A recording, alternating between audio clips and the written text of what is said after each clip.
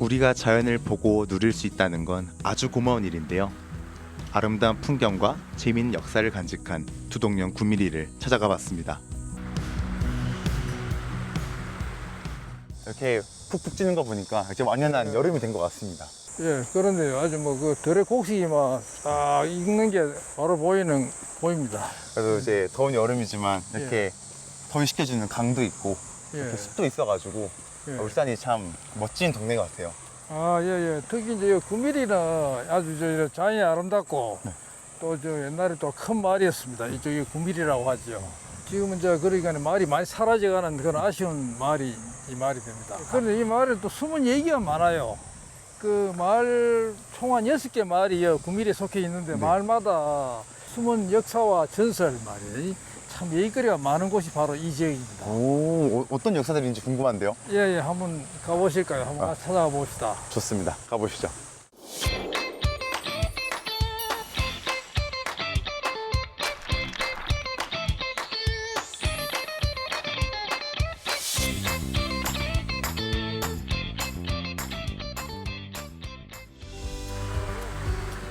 마을을 돌아다니며 새롭게 발견하는 이야기는 마을에 대한 애정을 갖게 만드는데요.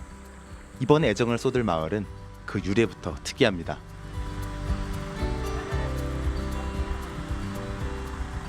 저 여기 산책로를 쭉 걸어왔는데 예.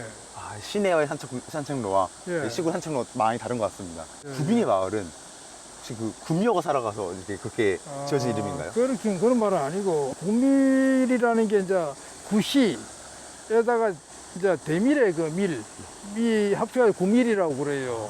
그러니까 이제 구시가 뭐냐면 이제 요 구유 있잖아요. 요 너무 골짜기 가면 이렇게 아주 긴 골짜기가 있어요. 긴 골짜기. 옛날에 구유통이라 그래 말이 이제 그 먹이를 먹던 소가 먹는 구시 같이 생긴 골짜기에서 그게 구시 이제 주원인데 원래 주원 이름이 구시원이야. 그러니까 네. 그다음에 요거는 이제 요 대밀이라고 그러는데 여기 요 말 이름이 대밀인데 밀이라는 거는 삼을 말해 삼. 신라 말에 삼을 밀이라고 그랬어요. 그래서 그 요 옛날에 신라 그 삼군단이 주둔했다고 그런 얘기가 전해 와요. 그래서 삼군단 그래서 저 마을 그 구시 마을하고 요 이제 대밀하고 합쳐가지고 뭐 구밀이다. 막 그렇게 이제 그게 보통 막 가장 많이 전해오는 그 이야기입니다.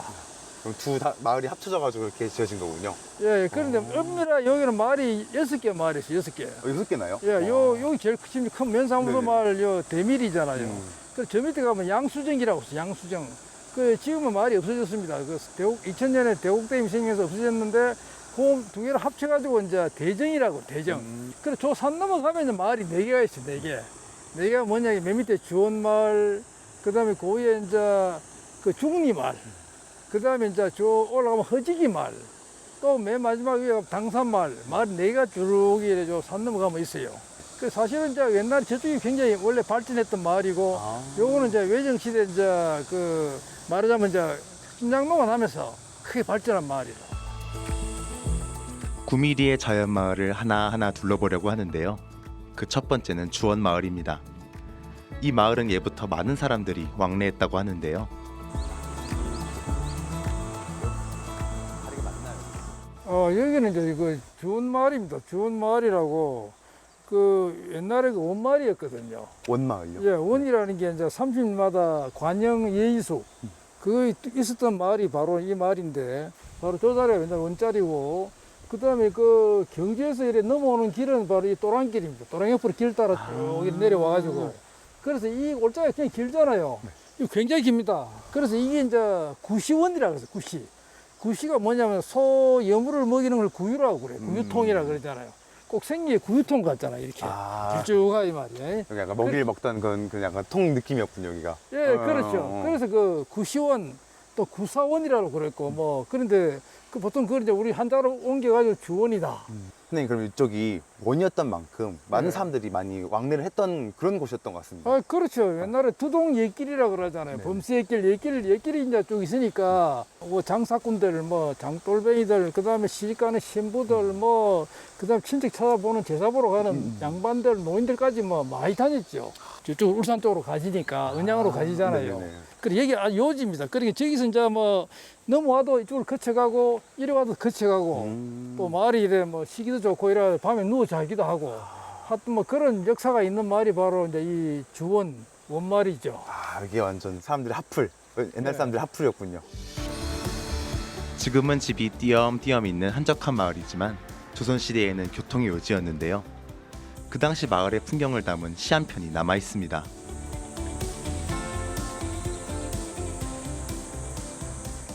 옛날 그 주원의 모습을 담은 시가 하나 있어요. 그게 이제 옛날에 1719년이니까 300년 전에 홍채태라는 분이 이제 그때 울산 감옥관으로 왔는데 이분이 아주 우리나라 최고 시인입니다. 그래서 이 주변에 이제 자기 다니면서 그 중에 여기에서 시를 한 수를 자기가 남겼습니다. 아, 그분이 어떤 시 그 남겼는지 시가 어떤 궁금한데요. 시냐면 네. 울산 감옥관 홍세태시라고 오, 네. 산근은 덕폐원이라 산근이 바로 요 산이잖아요. 산자락. 아, 그래 밑에 산자락에서 모급한 와옥이라 초가집이 절반이고 기와집이 절반이었다. 경치가 성산 12호다. 그러니까 성산은 뭐냐, 이렇게 별이 흩어진다는 거죠. 하늘에 별이 흩어지듯이 12호가 곳곳이 흩어져가 있더라. 아자 독 무면이라 내가 홀로 거기 원집에 뜨니까 잠을 자지를 못하겠더라. 잠이 오지 않더라. 그럼 단지 월가는 천고성이라 이 월가 천이랑 바로 이 결랑 주원천을 말하거든요. 그러니까 달이 이래 지나가는 그 주원천의 물소리만 높다. 천고성이다. 그러니까 이 물소리가 옛날에 뭐 졸졸졸 흘러가지고 잠 못 들어 했다. 뭐 이런 내용을 이제 이 시가 이제 그 담고 있는 겁니다. 그래서 옛날에 그 아름다웠던 그 요 마을의 모습이 그대로 담겨 있는 거죠. 네, 선생님이 말씀하신 홍세태 시를 듣고 나니까 뭔가 여기 주원 마을의 그 어떤 모습이었을지 뭔가 상상이 되는 것 같습니다. 주원마을을 지나 걷다 보면 재미있는 이야기를 간직한 고개가 나오는데요. 바로 담고개입니다. 이곳을 지날 때마다 돌을 던지고 침을 뱉었다는데 무슨 일일까요? 저희 언덕길을 쫙 걸어오는데 그늘도 쫙 젖어 있고 예. 여름에 걷기 참 좋은 곳인 것 같습니다. 예. 그렇죠. 옛날에 이제 담고개라고 그래가지고 그러니까 이제 그 경주로 갈 때 요걸 지나갔다. 그래 얘기를 하죠. 장군들도 넘어가고 그다음 뭐 가마탄 색시도 넘어가고 그다음에 뭐 여러 가지 뭐 볼륨을 많이 다녔잖아요.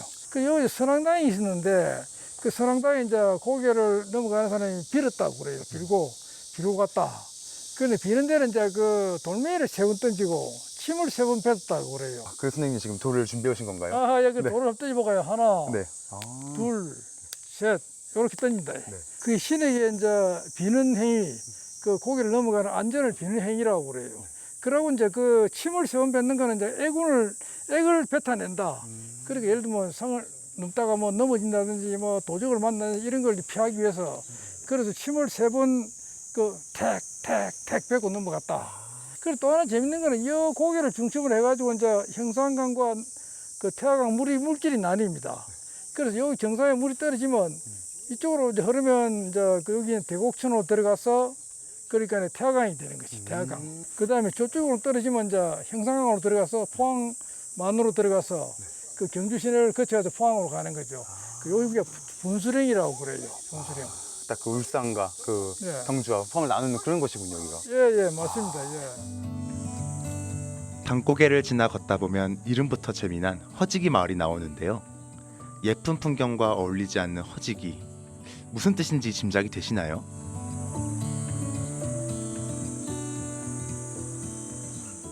선생님 따라서 예. 마을 이곳저곳 왔다 갔다 돌아다니니까 너무 허기해집니다. 그 이 마을이 이제 허기해진다 허지기 마을인데 여기 허지기 마을인가요? 여기 허지기라고 이름을 허지기라고 그러는데 왜 그러냐니까 이제 옛날에 본계장을 보고 옛날 그 옛길이 이 돌아오는 길입니다. 3m로 오는 길이 옛날 옛길입니다. 그 옛길이 그 제국 이래 돌아오면 거리가 멀어요. 그리고 자기 집이 이쪽에서도 이제 요 뭐 허기해진다. 허기해져서 배가 고프다 뭐 이래 허지기 마을이라고 그래 해요. 지금 근데 요 보면 이제 딱 앉아 쉬기가 좋다는 거죠. 못이기 때문에 못가에 못 두게.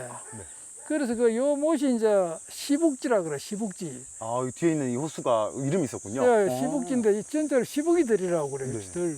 좀 넓잖아요. 네. 그래 이 물로 받아가지고 이제 이래 관계를 한다. 논에 물을 대고 이렇게 이제 농업용수로 쓰는데 그래 이 물이 신기해 하루에 한 500말 이상의 물이 나온대요. 물이 여기야. 자체로 물이 나오는 건가요? 예, 지금? 밑에 파보면 밑에 이제 물 딱 해놓으면 밑에 물이 분수처럼 물이 솟아 나온다는 거죠. 이 우리가 저수지를 이래 또랑을 막잖아요. 또랑을 막는 요즘 비판식 형식인데 이거는 안 먹고 그냥 이래 뭐 둘러 쳐놨거든요. 그래 물이 솟는 섭지 그 주변에 단마차였어요. 단마차. 그런데 물이 가득 고이잖아요. 네. 그래 계속 물이 이제 솟아나니까 이게 참 신기한 그 옛날부터의 전통적인 저수지다. 그래서 그 시북지라는 게 그 주변에 이제 그 옛날에 관계 농업 짓는 데 이 물밖에 없어요. 사실 하늘에 비 안 오면 이 물로 지어야 돼.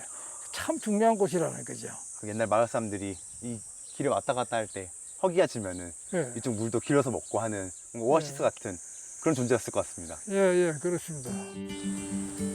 9mm 구석구석 살펴보면 이곳의 매력에 빠지게 되는데요. 소소하지만 마을의 역사가 담긴 이야기를 듣다 보니 저절로 애정이 생깁니다.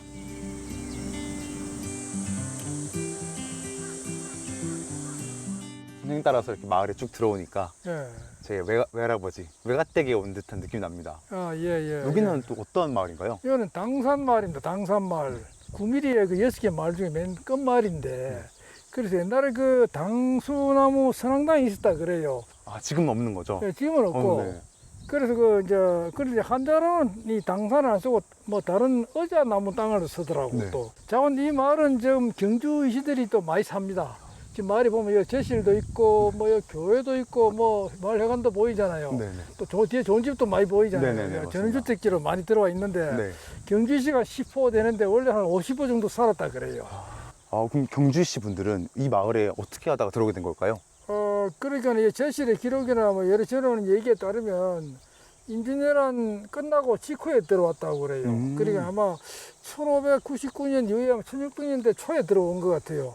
그런데 이제 그 경주시 그분이 원래 그 이방웅이라는 분이 들어왔는데 그 왜 왔느냐 하면은 임진왜란 때 완전히 뭐 숙대밭이 되고 사람이 많이 떠났어요. 네. 떠나고 그러니까 특히 이제 그 외병들이 들어와서 이제 막 이런 분탕질도 하기도 했고 네. 납치돼 가기도 하고 뭐 그래 사람이 줄어든 데다가 또 이 외병들이 곡식을 다 피어가 버리기 때문에 사람들이 그 먹지를 못하잖아요. 네. 그래서 뭐 전라도로 떠나기도 하고 또 그 당시에 병이 많이 돌아와 사람들이 많이 죽었어요.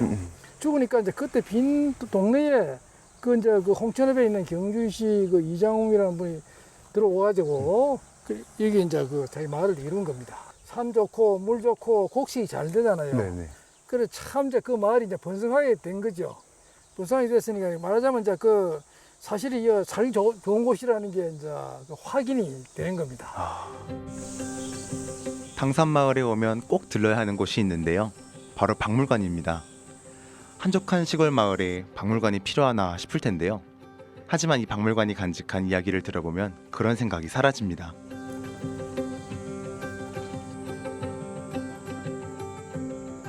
와, 엄청 옛날 물건부터 저 어릴 때 보던 물건까지 예. 정말 많습니다, 물건들이. 여기는 어딘가, 선생님? 이거 이제 우리 그 이종호 목사 운영하는 당산 마을의 그 박물관입니다. 개인 박물관인데 이 목사님 평생 이제 마을에 전에되는 물품을 뒀다고 그러는데 아마 제가 볼 때 한 10,000점 이상 될 것 같아요. 완전 더 넘는 것 같습니다. 엄청 많아가지고. 와. 예, 그래서 뭐 여러 가지가 많지만 우선 눈에 띄는 게 톡이 있잖아요. 톡이. 네. 이게 이제 신라 톡이거든요. 이거 신라 시대부터 있던 톡인가요? 신라 톡이 이제 요 주변에서 나온 건데 네. 이제 이 톡이 연대로 볼 때 수백 년, 한 1600년 이상 된 것 같아요. 이런 톡이 일본에서 나오면 이제 국보 수익기라고 그러는데 여기서는 이제 우리 톡이라고 하는데 우리가 이런 거는 거의 뭐 귀족 왕릉급 무덤에 들어가는 겁니다. 그 왕의 무덤 정도 크잖아요. 이런 것도 굉장히 이제 잘 만든 건데 여기다 위안만 바르면 이제 온기가 되는데 그 당시에는 이제 그대로 이래 이래 연기로까지 꼽아가지고 한 800, 900도 꼽은 거죠. 그래서 굉장히 발달된 톡인데 그다음에 요런 거 있잖아요. 아까 요런 거. 요거는 벌을 분봉할 때, 네. 그 벌이 이제 우리가 벌을 이래 양봉을 하니까 네. 잡을 때 요걸 탁 덮으셔가지고 딱 붙여가지고 양봉을 붙여오면 그거를 다시 이제 이래 벌통으로 옮기는 그런 역할을 했던 것이라 그러죠. 이거 벌을 옮기는 도구였군요, 이게. 예. 정확한 이름은 내가 모르겠는데 아마 네. 그 양봉 도구다. 네. 그건 확실하게 얘기가 됩니다. 그 외에도 뭐 상당히 중요한 물품이 참 많이 보입니다. 아주 우리가 볼 때는 귀한 게 너무 많습니다.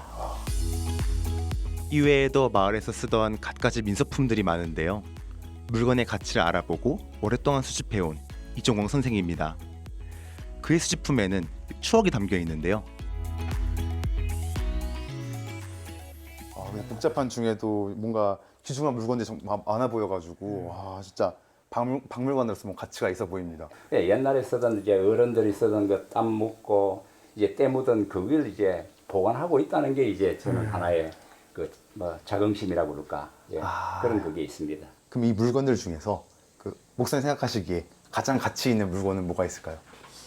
가치 있는 물건이 뭐 뭐니 해도 토시 같은 게 우리 아버님이 이렇게 직접 쓰시던 건데 여름에 더울 때 특히 요즘 같이 더울 때 이렇게 넣어가지고 이렇게 그 삼배라든지 모시 저고리 입으실 때 이러면 여름에 전혀 땀이 몸에 안 붙고 이렇게 참 그 좋은 그런 게 있습니다. 그래서 이것도 참 귀하고요.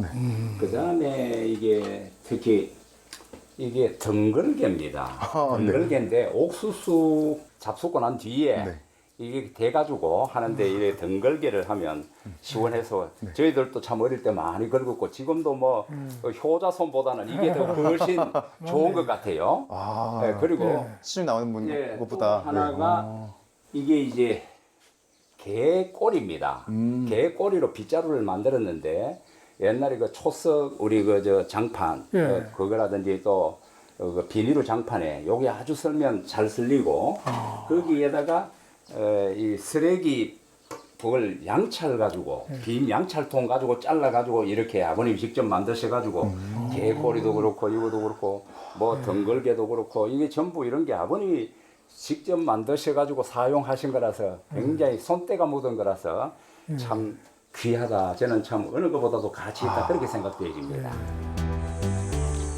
내가 살고 있는 마을을 알아가는 건 마을에 대한 자부심과 정체성을 갖는 일인데요. 그렇게 우리 삶에서 역사를 보존하고 이어가는 것이 무엇보다 소중하다는 생각이 듭니다.